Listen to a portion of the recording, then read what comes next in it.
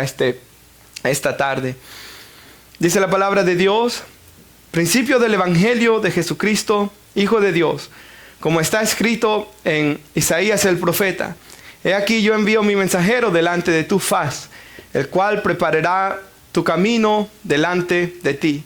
Voz que clama en el desierto: preparad el camino del Señor, enderezad sus sendas. ¿Puede tomar asiento, hermanos?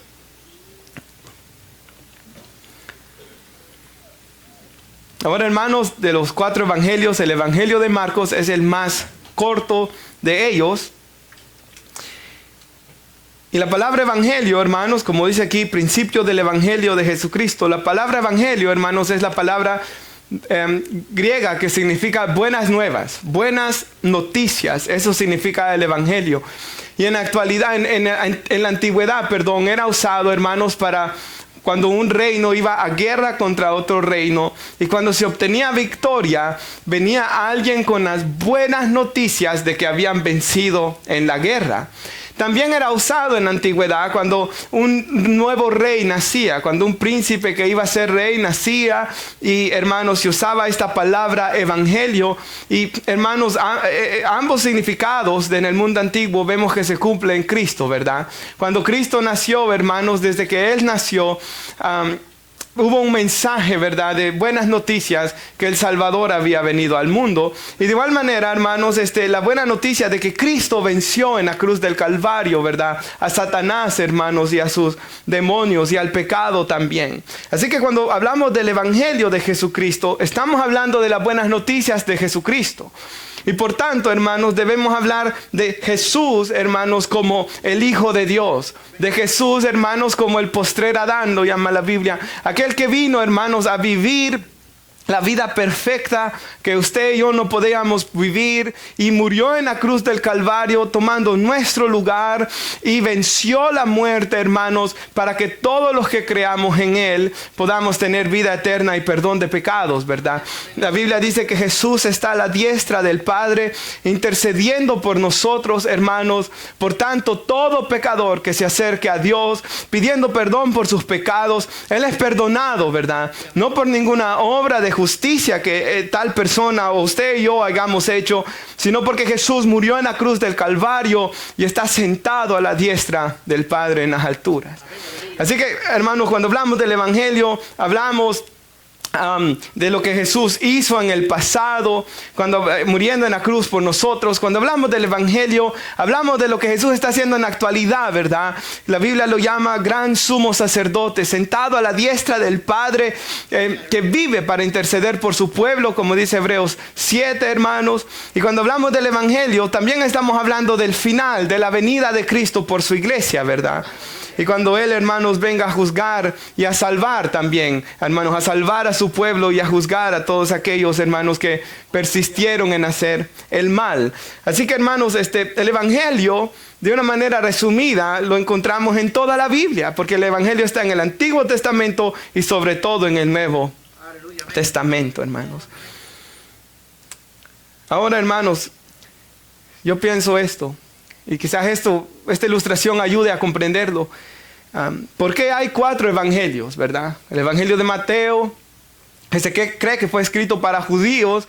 Y si usted lee el evangelio de Mateo, sin lugar a dudas fue escrito para judíos, porque cita un sinfín de ocasiones el Antiguo Testamento y cómo Jesús cumplió esas profecías, ¿verdad?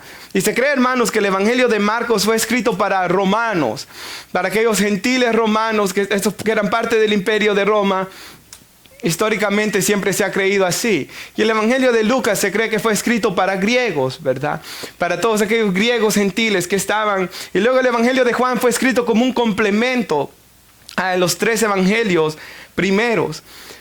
Ahora, hermanos, como quizás esto ayude a ilustrar por qué hay 4 evangelios. Y los evangelios son prácticamente la vida de Jesús relatada desde el punto de vista de 4 personas diferentes. Es como que, digamos, se escribiera una biografía sobre mi persona. Y digamos que viene mi esposa y ella escribe una biografía sobre mí. Vienen mis hijos, hermanos, ellos escriben, mi hija y mi hijo, una biografía sobre mí. Y luego mi mamá escribe una biografía sobre mí. Y si usted lee después las biografías, quizás mi mamá mamá va a añadir más cosas de mi niñez, ¿verdad? Mi esposa va a añadir algunas historias del noviazgo. Mis hijos van a poner otras historias, hermanos, que quizás mi mamá o mi esposa no pusieron. Entonces eso vemos en los evangelios. Hay historias o relatos de la vida de Jesús que solo encontramos en Mateo. Hay otros que solo los encontramos en Lucas. Hay otros que solo los encontramos en Juan. Hay historias, hermanos, donde encontramos más detalles en Marcos, por ejemplo, hermanos, como la mujer que tenía el flujo de sangre, por un ejemplo que acaba de venir a mi mente. Entonces los 4 evangelios se deben de leer juntos, hermanos, porque juntos nos dan, hermanos, una idea, un cuadro, por así decirlo, de lo que es la vida, de lo que fue la vida de nuestro Señor Jesús en esta tierra. Ahora, algo muy interesante es que los 4 evangelios, hermanos, hacen un gran enfoque y una gran parte de los evangelios lo dedican a la última semana de Jesús en la tierra. Y sobre todo a su muerte en la cruz del Calvario. Así que, hermanos, esa es la razón por la que hay 4 evangelios. Y este evangelio de Marcos fue escrito por el sobrino de Bernabé, Juan Marcos, aquel que fue en el primer viaje misionero, si usted se recuerda, con Pablo y Bernabé, y que los dejó a medio viaje misionero. Luego que los abandonó, hermanos, cuando Bernabé vuelve a ir, ya Bernabé a su segundo viaje misionero, Marcos va con Bernabé y luego se convierte, hermanos, en un siervo de Dios conocido, hermanos, dentro de la iglesia. Pablo dice, este hombre me es útil en el ministerio, le dice a Timoteo, ¿verdad? Cuando lo manda a llamar, hermanos. Y vemos que en la historia de la iglesia, hermanos, hay escritos sobre cómo Marcos se hizo un íntimo amigo del apóstol Pedro. Y se cree, hermanos, que este evangelio de Marcos prácticamente, hermanos, fue los relatos, los recuerdos del apóstol Pedro con nuestro Señor Jesucristo, escritos por Marcos. Y si usted va al versículo 2, hermanos, rápidamente, Marcos comienza su evangelio recordándonos de que este evangelio, hermanos, es el cumplimiento de la promesa de Dios del Antiguo Testamento. Y comienza enfocando su evangelio en el ministerio de Juan. Y dice, como está escrito en Isaías el profeta, hermanos, el versículo 3 es el profeta Isaías, pero lo que voy a leer a continuación está en Éxodo en realidad. He aquí yo envío mi mensajero delante de tu faz. Eso es Éxodo 23:20. El cual preparará tu camino delante de ti. Es Malaquías 3:1. Y voz de que clama en el desierto, preparad el camino del Señor, enderezad sus sendas, es Isaías 40, versículo 3.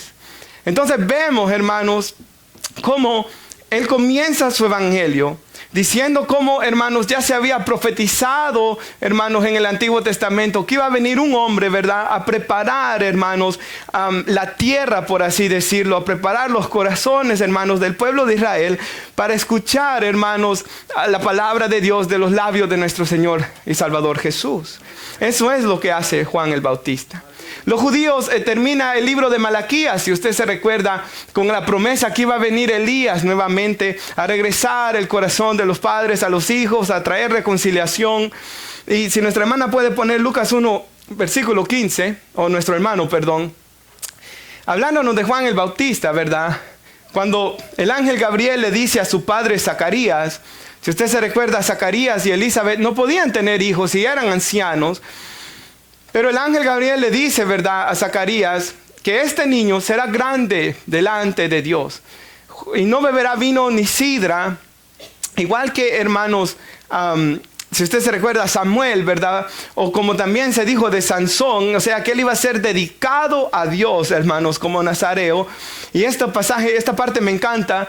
Se dice que este niño será lleno del Espíritu Santo aún desde el vientre de su madre, ¿verdad? O sea, había un propósito, hermanos, sobre la vida de él.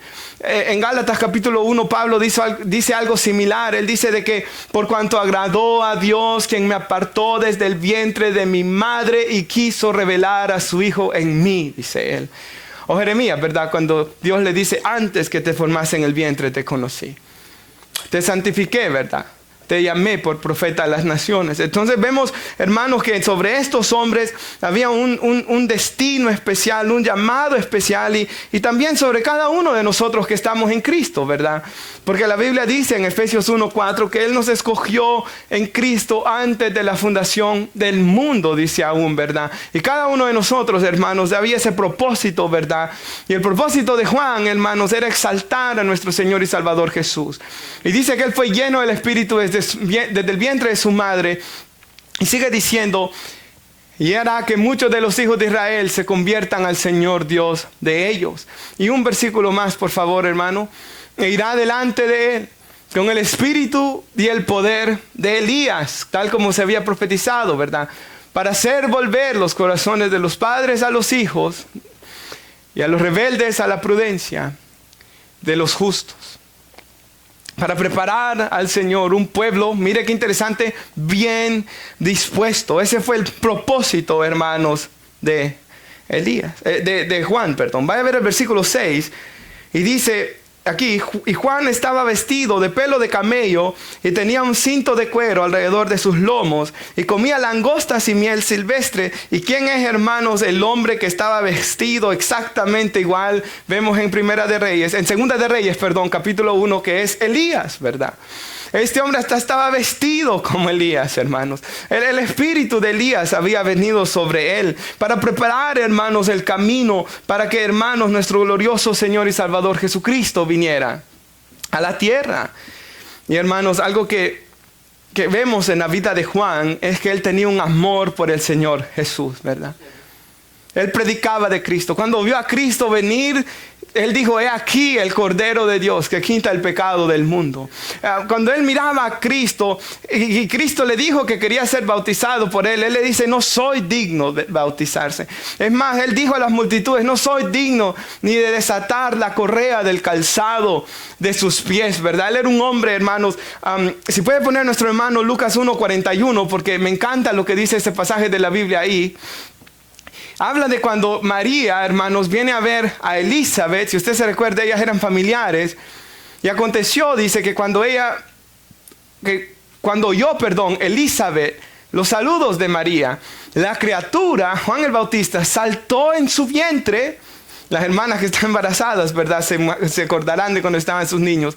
Y también, dice Elizabeth, fue llena del Espíritu Santo. O sea, desde, hermanos, de que este niño estaba en el vientre de su madre, cuando Jesús viene en el vientre de su madre, ¿verdad? Y está cerca el niño y escucha la voz de María, salta, hermanos, del vientre de su madre.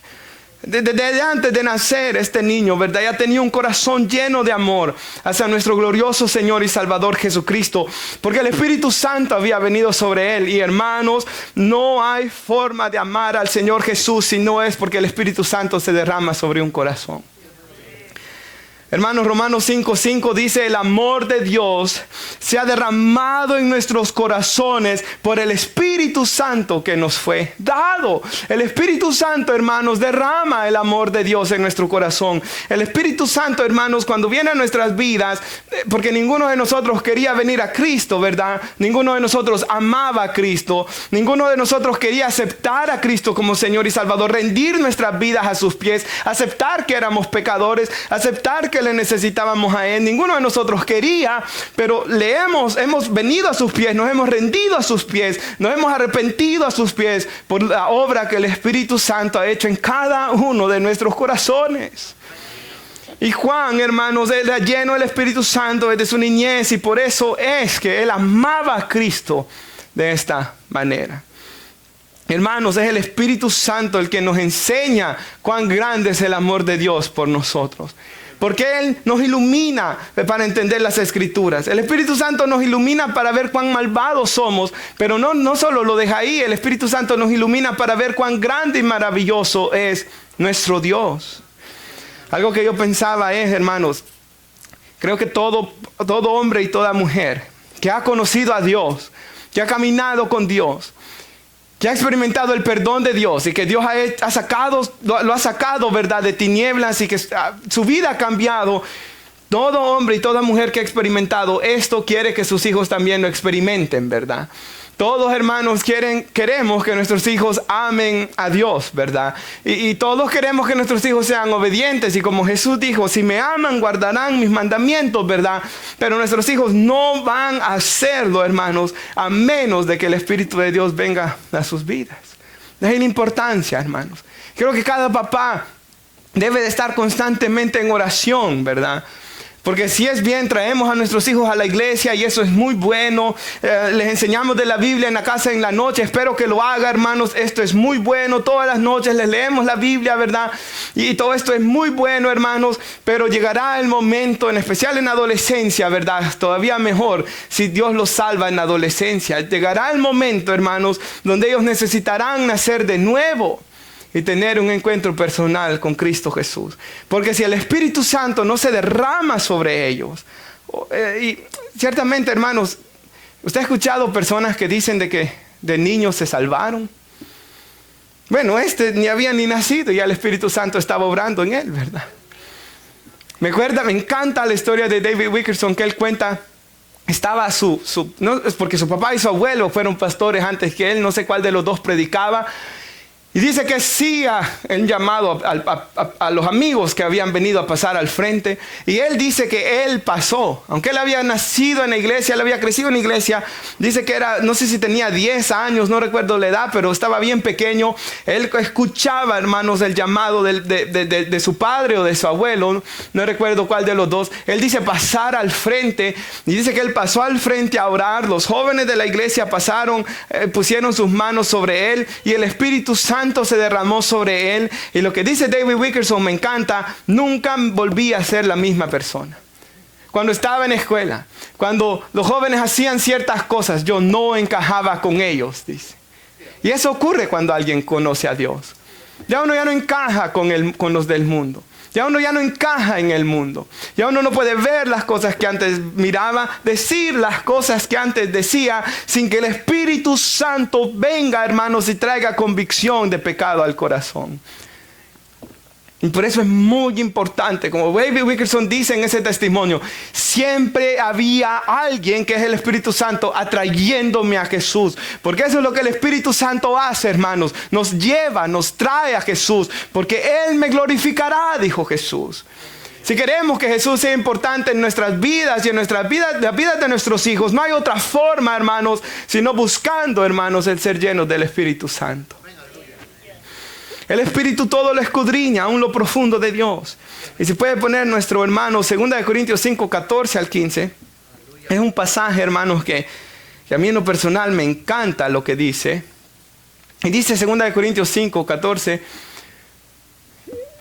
El amor de Cristo, dice Pablo, nos constriñe, pensando esto, que si uno murió por todos, luego todos murieron. O sea, ¿qué está diciendo? Jesús murió en la cruz, ¿verdad? Por todos.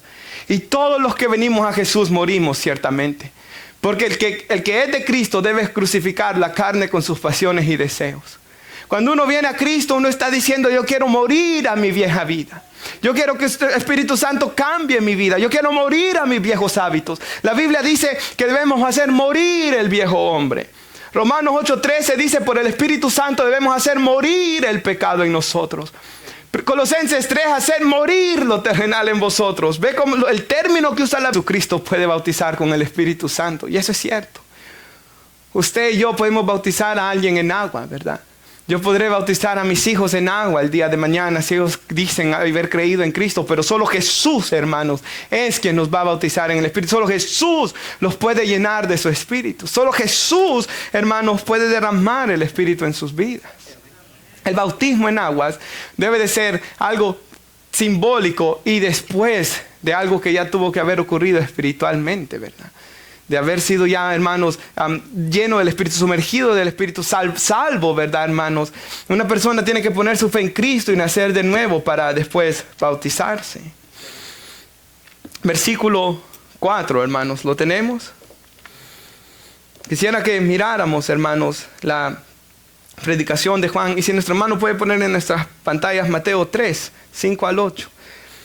Vayamos en nuestras Biblias a Marcos 1, 4. ¿Lo tenemos? Dice que bautizaba a Juan en el desierto. Ahora este bautismo de Juan, hermanos, sumergía a la gente en agua, ¿verdad? Y era un bautismo de arrepentimiento. Muy interesante, algo que yo pensaba es, cuando estaba meditando en esto del bautismo de Juan, me recordé de un pasaje, hermanos, de Hechos 19. En Hechos 19, Pablo va a Éfeso y ve que hay 12 hombres que solo han escuchado la predicación de Juan el Bautista y se han bautizado con el bautismo de Juan. ¿Y qué hace Pablo? Los vuelve a bautizar. Hoy, hermanos, ya el bautismo cristiano en nombre de nuestro Señor y Salvador Jesucristo. Entonces vemos ahí la importancia, hermanos, de que este bautismo, hermanos, no era el bautismo que ya venía con Cristo, ¿verdad? Sino que solo era para preparar a las personas para luego poner su fe en Jesús. Es más, en Juan capítulo 1, usted lo ha leído quizá, hay 2 discípulos de Juan que luego lo dejan para seguir a Jesús. Uno de ellos es Andrés, el hermano de Simón Pedro. O sea, vemos a Andrés, hermano, o sea, algunos de los discípulos de los 12, ¿verdad? Y de más seguidores de Jesús, primero siguieron a Juan. Y cuando ya vino Jesús, dejaron a Juan para seguirlo a él. Ese fue el trabajo de Juan. Preparar a las personas para que luego siguieran a nuestro glorioso Señor y Salvador Jesucristo. ¿Y qué privilegio es ese, hermanos? ¿Sabe de que en el Antiguo Testamento, hermanos, no todas las personas podían acercarse a Dios, ¿verdad? Y sabemos que solo una vez al año el sumo sacerdote podía venir al lugar santísimo. No todos en el pueblo conocían a Dios. Pero en el Nuevo Testamento, ¿verdad? Gracias a la sangre que Jesús derramó en la cruz del Calvario, hoy todos los aquí presentes pueden, si no han conocido a Jesús aún, pueden conocerle. Quizás ya le conocen. Todos pueden conocer a Jesús. Todos podemos venir a Él.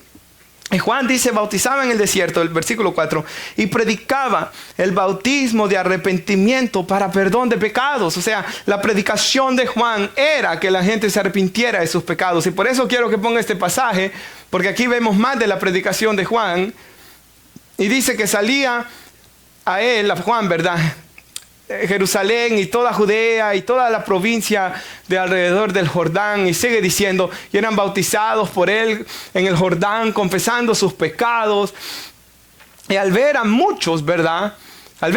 Que muchos de los fariseos y de los saduceos venían a su bautismo, les decía, generación de víboras, ¿quién os enseñó a huir de la ira venidera? Haced pues frutos dignos de arrepentimiento. Hermanos, ¿por qué pongo esto? Porque vemos que la predicación de Juan, que es lo que estamos estudiando. Juan, en primer lugar, fue lleno del Espíritu Santo. Él amaba al Señor Jesucristo, hermanos.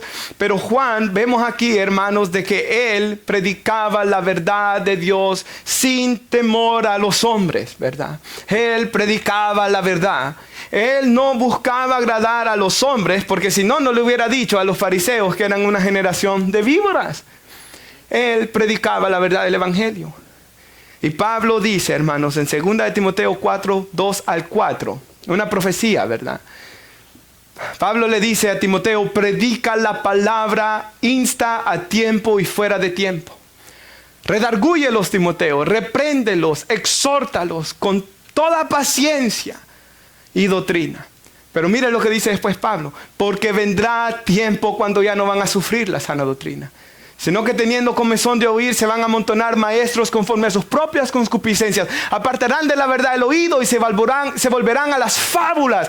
¿Qué dice ahí la Biblia? Que en los últimos tiempos, antes que Jesús venga, la gente iba a tener comezón de oír. Y la gente iba a buscar maestros conforme a sus propias concupiscencias, conforme a sus propios deseos malvados. Y eso es lo que estamos viendo en nuestros días, ¿verdad? Hermanos, si Juan el Bautista predicara hoy, yo no sé si fuera famoso, hermanos. Quizás no. Yo sé, hermanos, hay iglesias, ¿verdad, hermanos? Grandes en Estados Unidos, donde se predica la verdad del Evangelio, hermanos. En Apocalipsis 7 vemos un pueblo de todo tribu, lengua, linaje y nación, una multitud incontable que alaba al Señor. Pero también hay muchos lugares llenísimos, hermanos, donde no se hace otra cosa que rascarle el oído a la gente. No, hay muchos lugares, hermanos, donde nunca se confronta el pecado. Donde nunca, hermanos, se obedece la palabra de Dios. Pero hermanos, hoy más que nunca la iglesia, ¿verdad? Y esto es para todos nosotros. Debemos estar comprometidos, o sea, igual que Juan, a ser fiel a la palabra de Dios, hermanos. Juan fue fiel hasta el punto de que le costó su muerte, ¿verdad, hermanos? Si usted se recuerda. Más adelante, en otro día, estudiaremos eso algún día. Pero hermanos, nosotros debemos de tener un compromiso con la palabra de Dios. Y me gusta la historia que cuenta el pastor Paul Washer. Dice que fue con su mamá al doctor. Y usted quizás y yo hemos escuchado muchas historias semejantes. Familiares nuestros quizás.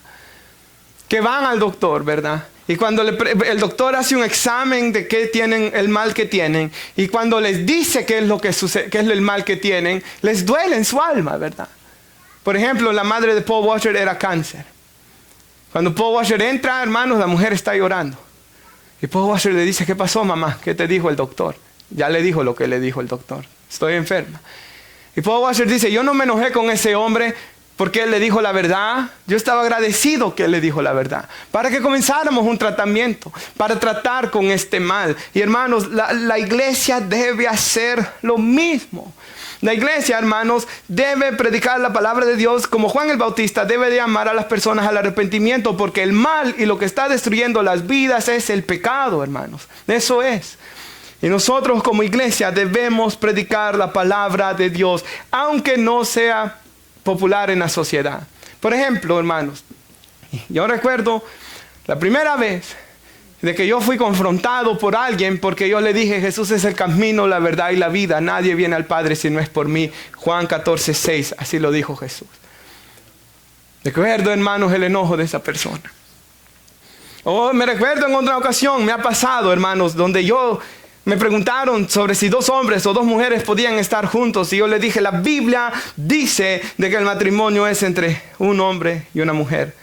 Dejará al hombre a su padre y su madre y se unirá a su mujer y los 2 serán una sola carne. Y recuerdo, hermanos, la ira y el enojo que eso produjo. En ese caso era alguien que era superior a mí en el trabajo. Entonces, hermanos, yo entiendo, ¿verdad?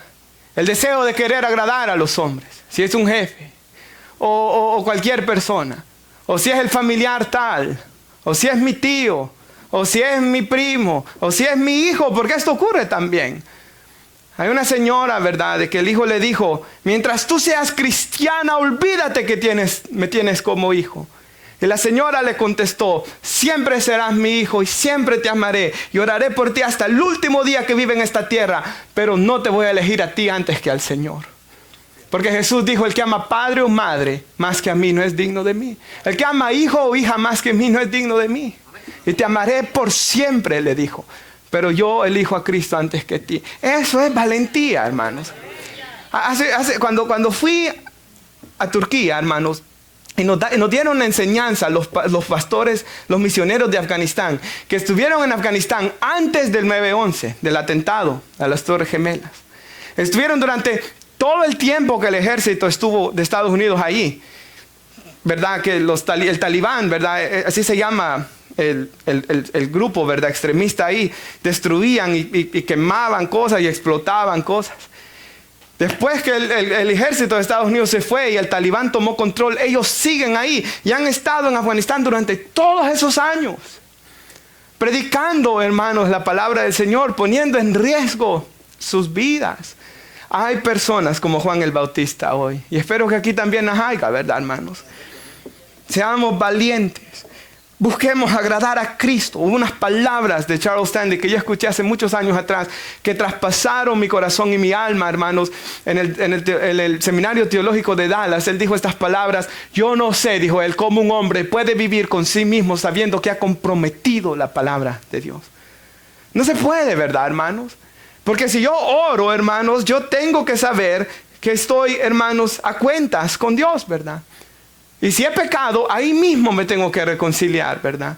Pero no puedo vivir una vida de oración si yo estoy en una práctica de la que no me quiero arrepentir. No. Hermanos, y Juan el Bautista predicaba la verdad de la palabra de Dios. Y así debemos hacer nosotros. Hebreos 9:27 dice, está establecido para el hombre que muera una vez después del juicio. Hermanos, nosotros debemos de predicar eso. Y advertirle a las personas, hermanos, de que vengan a Cristo. Porque la Biblia enseña, hermanos, que delante de Él nadie podrá pararse, hermanos, por nuestros pecados. Y por tanto necesitamos haber sido limpiados y lavados con la sangre de Jesús.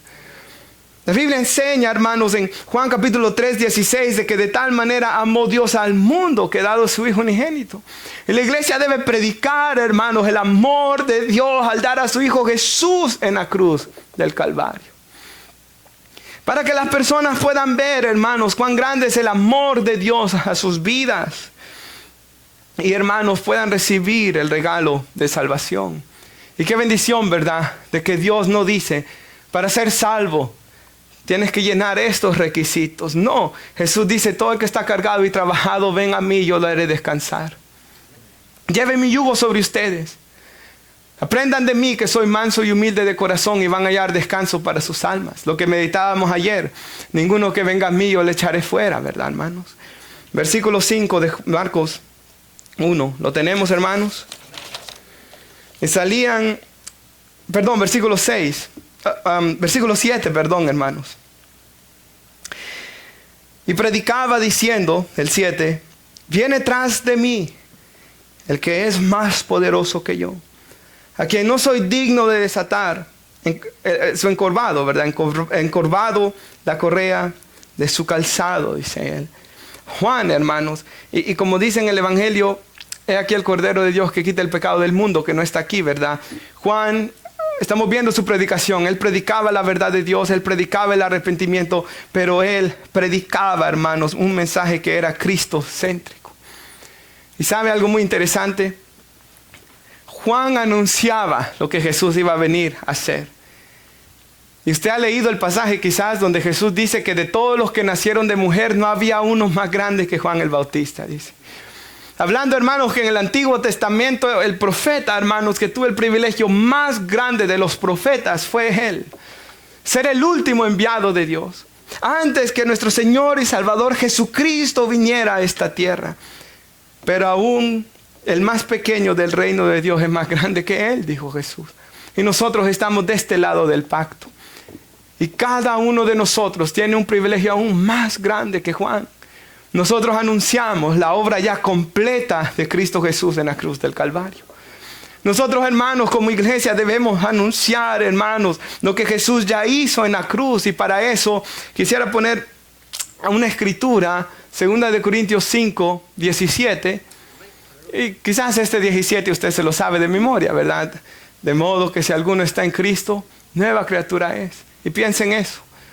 Hermanos, el mensaje del Evangelio que la iglesia tiene, las buenas noticias es que si alguien viene a Cristo puede ser una nueva criatura.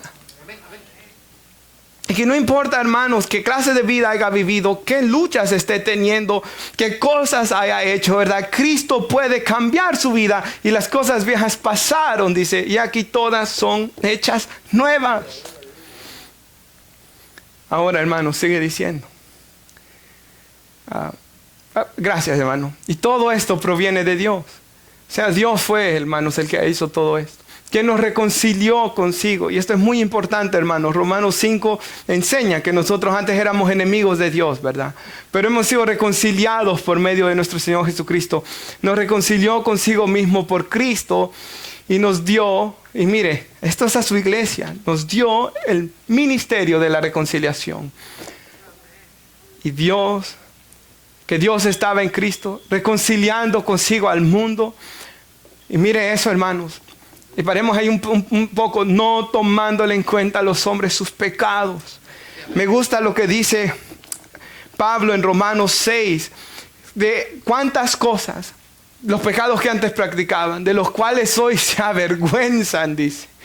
Entonces, hermanos, todos esos pecados, Dios en su paciencia y en su gracia no nos tomó en cuenta todos nuestros pecados, sino que mandó a su Hijo Jesús a morir en la cruz. Y sigue diciendo, y nos encargó, hermanos, si yo le digo al hermano Víctor, yo le encargo esto, es porque yo le estoy diciendo que él lo haga, ¿verdad? Le encargo que vaya mañana al correo a dejarme esta carta, por favor. O sea, hermanos, Dios nos ha dado un encargo a la iglesia. la palabra de la reconciliación. Dios nos ha dejado, hermanos, el encargo de que vayamos y llevemos la palabra de Dios a todos aquellos que no le conocen. Y somos embajadores, dice. Y usted sabe que el embajador representa su nación en otra nación, ¿verdad? Nosotros, hermanos, representamos a Cristo en la tierra. Y por eso, hermanos, es que debemos vivir vidas santas, nuevamente. ¿Verdad? ¿Cuál es mi motivación para querer vivir una vida santa? Y si su motivación y mi motivación es para que Cristo sea glorificado, hermanos. ¿Por qué queremos que nuestros hijos sean cristianos? ¿Para que hablen bien de nosotros o para que hablen bien de Cristo, hermanos? ¿Por qué queremos, como decíamos el viernes en la enseñanza de los matrimonios, llegar hasta 50 años de casados? ¿Para que se hablen de qué gran hombre o qué gran mujer es usted o soy yo? ¿O para que se diga, hermanos, de cuánta gracia Cristo tuvo para nuestras vidas de mantenernos juntos durante todos nuestros años? Nuestra motivación para todo lo que hacemos debe ser nuestro glorioso Señor y Salvador Jesús, hermanos. Él debe serlo. Esa era la motivación de Juan. Sí que somos embajadores y estamos en nombre de Cristo. Y me encanta esa parte, como si Dios rogase. Hermanos, cuando usted y yo hablamos a alguien la palabra de Dios y le estamos diciendo que venga a los pies de Cristo, ya no somos nosotros, sino que es Dios hablando al corazón, diciéndole que venga a Cristo. Como si Dios rogase por medio de nosotros. Nuevamente, ¿quién necesita a Dios si Él no necesita nada? Si yo no hubiera venido a Cristo, si hubiera perdido a Dios de algo, no. El que se lo hubiera perdido todo soy yo, ¿verdad? Hermanos, Él no necesita de nadie. Él siempre seguirá en su trono, hermanos. Los que estamos acá, los que estábamos en peligro de muerte, hermanos, los que estábamos muertos en delitos y pecados, somos nosotros. Y Cristo nos reconcilió. Os rogamos, dice Pablo, en el nombre de Cristo, reconcíliense con Dios. Y eso es lo que la iglesia debe hacer. Me gustó lo que dijo la hermana Elizabeth. Debemos predicarle a todas las personas, dijo ella en el ayuno ayer, que Dios nos ponga por delante. Porque a veces queremos escoger a aquel esposo, y ese es Jesús, ¿verdad? ¿Y qué dice la Biblia, hermanos, en el Nuevo Testamento? Que la iglesia es la esposa de Cristo, comprada con la sangre de Cristo. Un pueblo, hermanos, para estar con Él por la eternidad. El que tiene la esposa es el esposo. Y él se consideraba como el amigo del esposo, que está a su lado y le oye. Y se goza grandemente de la voz del esposo. Mire cuánto él amaba a Jesús. Así pues, mi gozo está cumplido, dice él. Es necesario, y manténgalo ahí, hermanos, es necesario que Él crezca para que yo mengue. Y sé que lo hablaba en el contexto de su ministerio, ¿verdad? Que el de Cristo fuera creciendo y el de Él fuera menguando hasta el punto de desaparecer. Pero hermanos, ¿no debe ser ese también el lema de nuestras vidas? Que Cristo crezca para que nosotros menguemos. ¿No debe ser ese el sentir de nosotros como cristianos? Cada día, hermanos, morir al viejo hombre que éramos antes, ¿verdad? Así lo llama la Biblia, por cierto, hermanos, ese término no me lo he inventado yo, ¿verdad? A la vieja vida que nosotros teníamos antes para vivir en novedad de vida en Cristo Jesús. Ese debe ser, hermanos, el anhelo de cada uno de nosotros. Y ese era el anhelo de Juan. ¿Y sabe algo que yo pensaba? Juan, hermanos, predicaba toda la verdad y él exaltaba a Cristo. Y algo que yo he experimentado en mi vida cristiana es esto. No hay mayor gozo para el cristiano que hablar de Cristo Jesús. Pruébelo. Cuando yo, hermanos, tenía 19 años, me recuerdo que un hermano me dijo que saliéramos a evangelizar. Era mi primera vez. Fuimos a los apartamentos que están aquí abajo, Brooklyn Mason se llama. Nos bajamos ahí, comenzamos a caminar alrededor, repartiendo tratados y hablándole a la gente. Jamás en mi vida había cruzado el pensamiento de hacer algo así antes. Pero hermanos, sentí un gozo tan grande que a la siguiente semana yo le dije al hermano que quería volver a ir. Fuimos. Esta vez ya hablé yo, no solo di tratados, hermanos. A la siguiente vez, el siguiente fin no pude, pero a la siguiente vez que pude ir, fui otra vez. Y me recuerdo que un hombre me dijo, nos alejamos con el hermano que salíamos, y un hombre me dijo, suba a la parte de arriba. Y me subió, hermanos, y estaba lleno de un montonazo de hombres, hermanos, con cerveza. Creo que él lo hizo a propósito. Predíqueles, me dijo él. Y hermanos, me acuerdo de que mis piernas temblaban un poco, ¿verdad, hermanos? Porque no había predicado antes. Y comencé, hermanos, Isaías 55, que era lo único que me podía, ¿verdad? Y comencé a decirle, buscad a Jehová mientras pueda ser hallado, llamen en tanto que está cercano, deje el impío su camino, ¿verdad? Y comencé a decirles, hermanos, que se arrepintieran, que dejaran de lo que estaban haciendo. Y cuando salí de ahí, hermanos, ¿qué fue lo que experimenté? Un gran gozo. La Biblia lo llama gozo inefable, que no se puede describir con palabras. Y eso, hermanos, es la recompensa que Dios da a los hombres y a las mujeres cuando hablamos de Cristo. Hay un gozo, hay una alegría de poder hablar de nuestro Salvador. Y eso es lo que experimentaba Juan el Bautista. Hermanos, nunca va a ser usted feliz en su vida, ni yo, a menos que vivamos nuestras vidas, hermanos, con que Cristo sea todo para nosotros. Con que Él sea el primer lugar. Con que Él sea, hermanos, la razón de nuestro existir. Y con que nuestras vidas sean para exaltarle a Él. Nos ponemos de pie, hermanos. Y le leo una frase del hermano John Calvin, que él lo dice así. El cristiano no puede vivir por su propia fuerza, sino que es animado por el poder de Cristo, dice. De modo que se puede decir que Cristo vive y crece en él. Porque así como el alma da vida al cuerpo, Cristo imparte vida a su iglesia. Hermanos, es Él el que imparte vida a la iglesia. Y recuerde que el Espíritu Santo, Jesús dijo que lo dio a la iglesia porque Él me glorificará, dice. Hermanos, el Espíritu Santo, ¿verdad?, obra en nosotros y mora. Alguien podría decir, ¿cómo sé que una persona está caminando con Dios? ¿Cómo sé que una persona es llena del Espíritu de Dios? Hermanos, se mira por cómo Él exalta y alaba a Cristo, ¿verdad? Por el fruto del Espíritu Santo en la vida de Él. No me hables de llenura del Espíritu Santo, sino llenura de su palabra, dijo un hermano, ¿verdad? Hay un deseo de leer la palabra de Dios y de contar, hermanos, las maravillas de lo que Dios ha hecho en las vidas de otros, pero también en nuestra propia vida, hermanos. En lo que Dios ha hecho en las personas en la Biblia, otras personas, pero también debemos contar lo que Él ha hecho en nuestras vidas, ¿verdad? Tal como lo hacía Juan. Oramos. Padre, damos gracias, Señor, por su palabra, Señor. Y oramos, Señor, de que nos ayude a vivir vidas, Señor, dignas de usted, Señor. Y, Señor, este día nosotros vamos a participar de la Santa Cena. Y la Biblia nos dice, Señor, que debemos examinarnos a nosotros mismos antes de venir a comer el pan y a beber la copa, Señor. Y es mi oración, Padre, que cada uno de mis hermanos en Cristo hoy puedan participar de esta cena, Señor. Porque es un mandamiento que usted da a la iglesia.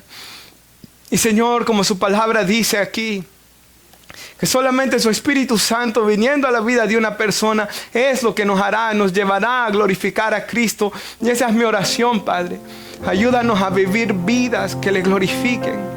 Ayúdanos como iglesia a testificar de sus palabras, Señor. Oro por cada hermano, cada hermana, cada uno de nosotros. Señor, cuando usted ponga una persona a nuestro alrededor y que nosotros podamos compartirle su palabra, oramos que usted nos dé la sabiduría, que usted nos dé la gracia, que usted nos dé el amor, que usted nos dé la valentía, Señor, para predicar su palabra. Y lo vemos en la vida de Juan el Bautista, Señor.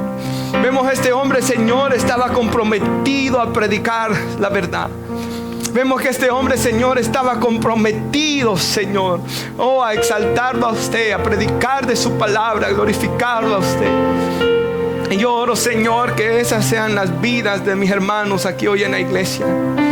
Padre, la razón por la que estamos nosotros aquí como iglesia es para glorificarlo a usted.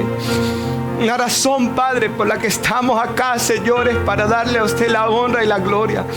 Y no queremos, Señor, vivir, Padre, si no es de esta manera. Y ahora queremos, Señor, preparar nuestros corazones para participar de esta cena.